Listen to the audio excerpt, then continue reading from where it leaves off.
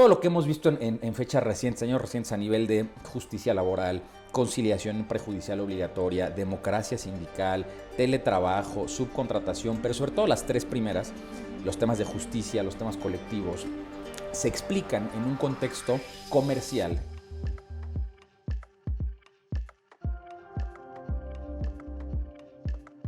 Bienvenidos a esta cápsula del Ilustre y Nacional Colegio de Abogados de México, un espacio en el cual disertamos sobre temas de interés jurídico. Hoy vamos a platicar sobre las recientes reformas en materia laboral, para lo cual nos acompaña el licenciado Carlos Ferrán Martínez Carrillo, quien es coordinador general de las comisiones de nuestro colegio y un gran especialista en derecho laboral.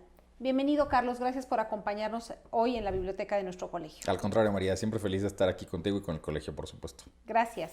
Carlos, ¿cuáles son y a qué obedecen las recientes reformas en materia laboral? Bueno, María, creo que México está viviendo un momento verdaderamente importante en materia laboral, pero que no se puede explicar sin el adecuado contexto comercial o en el entorno económico en el que se dan estas reformas. Efectivamente, ahorita el derecho laboral está siendo, yo te diría, más manipulado que nunca, ¿no? Por primera vez hay el ánimo, la voluntad y las condiciones para hacer estos grandes cambios laborales.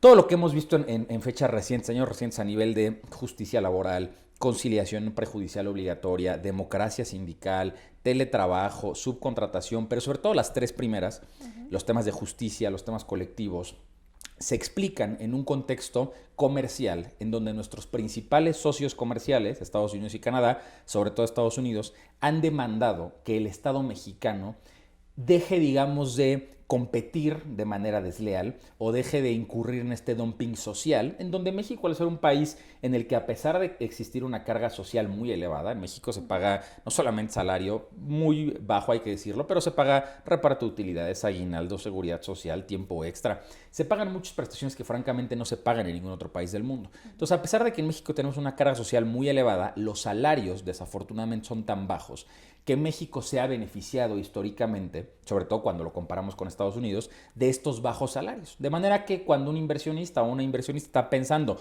dónde meter su dinero, pues México aparece como una opción muy natural porque pagamos salarios muy bajos. Entonces, en este contexto, nuestros socios comerciales se dan cuenta y dicen, oye, ahora que estamos en el contexto de renegociar el Tratado de Libre Comercio, el extinto Telecán, ¿no? Ahora Temec, vamos poniéndole ciertas condiciones a México para que no entremos en este tema de dumping social, de dumping comercial, y así es como tenemos la reforma a la Constitución del 17, la reforma laboral del 19 y muchas de las más recientes modificaciones. Al final, el fondo de todo esto es México tiene que pagar mejores salarios, México tiene que ser más competitivo, pero eso no va a suceder por generación espontánea. Había que desindexar el salario mínimo, dejarlo de usar como medida de actualización, ¿no?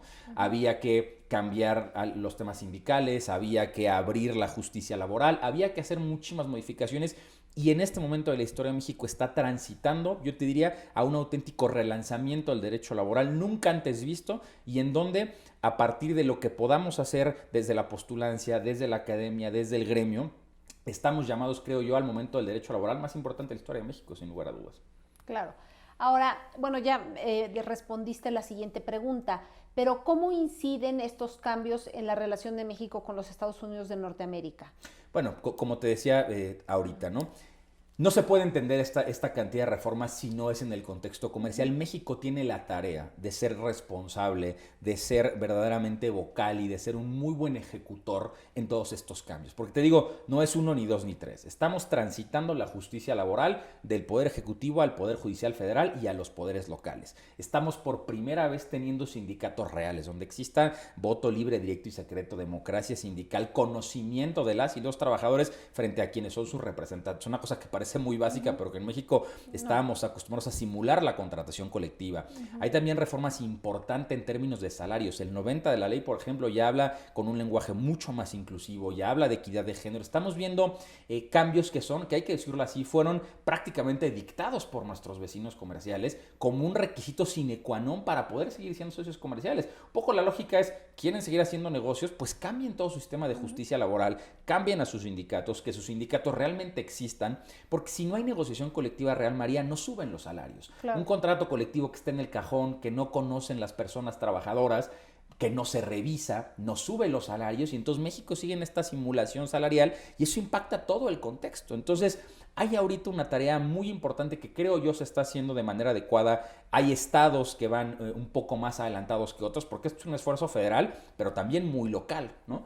Y yo te diría, estamos, como te decía, viviendo años muy importantes en la ejecución. Tenemos prácticamente al gobierno americano vigilante permanentemente de a ver cómo van las reformas, si ya hicieron esto, ya hicieron lo otro. Evidentemente mucho pasa por un tema presupuestal, pero veo a una Secretaría del Trabajo comprometida a nivel federal, veo a los poderes locales, judiciales también muy comprometidos, pero es un auténtico relanzamiento. Esto es fundamental para que México pueda seguir comerciando adecuadamente con ambos países, sobre todo con Estados Unidos, y en eso estamos. Claro, y ahora es la tarea tan importante de adaptar la realidad social a estas reformas. Totalmente, yo te diría, creo que en el último año y medio estamos viendo reformas que ya, yo te diría, a lo mejor van, entre comillas, por cuerda separada del tema de justicia, del tema colectivo y del tema de conciliación obligatoria. Acabamos de ver, por ejemplo, hace unos meses la publicación de la reforma de teletrabajo, sí, hay que decirlo, muy empujada por la pandemia, ¿no? Pero empezamos a ver ya que la ley del trabajo le empieza a entrar a temas pues que parecían tabú, me explicó, o sea, una ley del 70, ¿no? Que ha tenido tan pocas reformas. ¿No? Exacto, que realmente se crea y se promulga en un contexto revolucionario, ¿no? Y empieza a hablar ahora de temas de teletrabajo y demás, y pues recientemente, como tú sabes, una reforma pues muy agresiva, debo decir, en el tema de subcontratación, prácticamente binaria de lo que se puede y de lo que no se puede.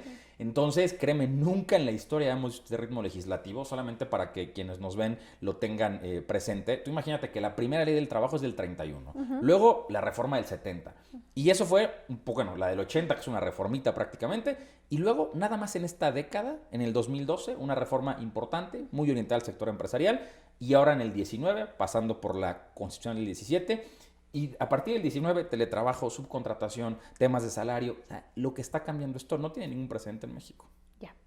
¿Y cuál se espera que sea el horizonte temporal para la implementación de estas reformas? Porque son reformas, como bien has dicho, muy importantes, que no se pueden implementar de la noche a la mañana. Entonces, ¿cuáles dirías tú que son los pasos necesarios y cuándo cobrarán plena vigencia las reformas? Mira, efectivamente tocas un punto muy importante porque es un tema escalonado por completo, ¿no? Y déjame dividirlo así. Por una parte, la parte de justicia laboral. En esa estamos, yo te diría, en tres frentes. Quienes ya empezaron con los tribunales laborales, quienes están a punto de empezar y quienes empiezan el siguiente año o el siguiente año, ¿no? Son, haz de cuenta que 3, 4 grandes grupos para que podamos transitar de las juntas de conciliación a las tribunales. Ojo ahí que tendremos, yo creo que por unos 8 o 10 años, una coexistencia de autoridades, juntas de conciliación con tribunales laborales. O sea, imagínate que ahorita quienes nos dedicamos a la postulancia, pues tenemos que estar operando en las juntas y en los tribunales, con 2 o hasta 3 procedimientos distintos. O sea, el tema de justicia, yo te diría, vamos a darle 10 años para que realmente desaparezcan las juntas. Yo es más o menos lo que le he hecho, ¿no? Evidentemente eso va de la mano con la conciliación obligatoria prejudicial, que es un tema evidentemente pues previo al procedimiento. Y yo te diría, los temas de democracia sindical también están empezando apenas como a moverse. Tenemos hasta el 2023 para legitimar todos los contratos colectivos de trabajo, ¿no? O sea, vamos a ver cómo sale eso para que la gente conozca su representación gremial. Y luego vienen las pequeñas pero muy importantes reformas recientes, por ejemplo el tema de teletrabajo y el tema de subcontratación. Ha habido mucha discusión en el tema de teletrabajo y la discusión gira en torno sobre todo de si esto ya está vigente o no, si el patrón ya está obligado a dar la silla ergonómica, dar una parte de ayuda para que si la electricidad, la luz, internet, lo que sea. Hay toda una discusión, hay un sector que dice, claro que ya está en vigor, el transitorio es claro, y hay quien dice, algunas autoridades de hecho que dicen, no, esto fue pensado para después de la pandemia. Quienes trabajamos o hemos trabajado desde casa, lo hicimos por una situación extraordinaria. Vamos a ver, después de que esto termine, quienes siguen teletrabajando y entonces esos van a ser los teletrabajadores o teletrabajadoras, ¿no? Hay una discusión interesante, yo te diría área gris.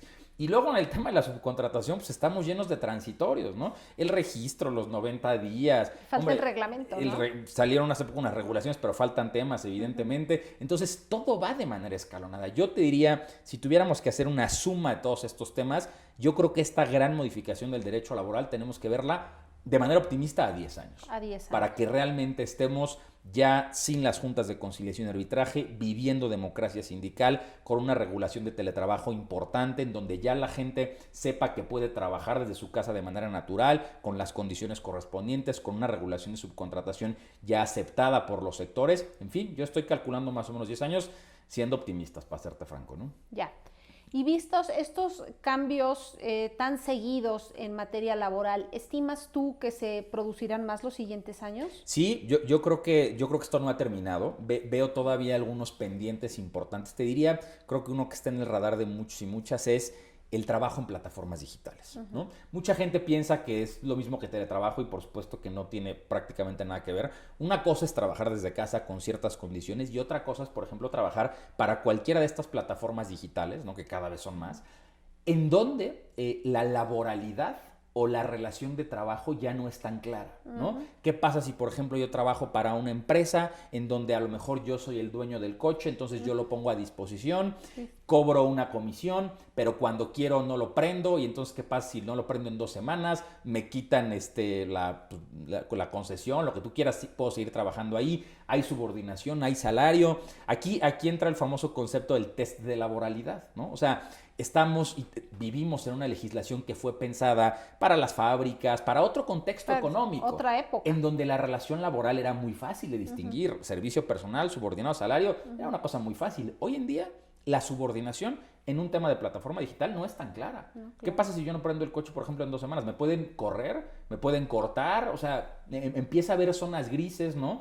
Oye, ¿te pagan recurrentemente o solo cuando trabajas? Entonces, ¿es salario o no es salario? Muchas áreas grises, ¿no? Entonces, como estamos apenas entrándole estos cambios en la ley, la laboralidad ya no es tan clara. Y evidentemente la legislación tiene que avanzar a ese ritmo para lograr que en los próximos años quienes trabajen en plataformas digitales, que cada vez son más, ¿no?, puedan tener las garantías mínimas de la Ley Federal del Trabajo, ¿no? Sí, aquí es al revés. Aquí se tienen que ir adaptando con reformas la ley a la realidad social. Claro, y yo te diría con la complicación, además de que creo que hoy estamos viendo una generación que está entrando al mercado laboral que pareciera que lo que menos quiere es subordinación, que lo que menos quiere es ser trabajador, que lo que menos quiere es ser trabajadora. Empezamos a privilegiar otros temas como pues la administración de mi tiempo, el poder hacer otras cosas, como que esta lógica de ser lo más independiente posible, ¿no?, empieza a tomar, yo creo que un especial auge.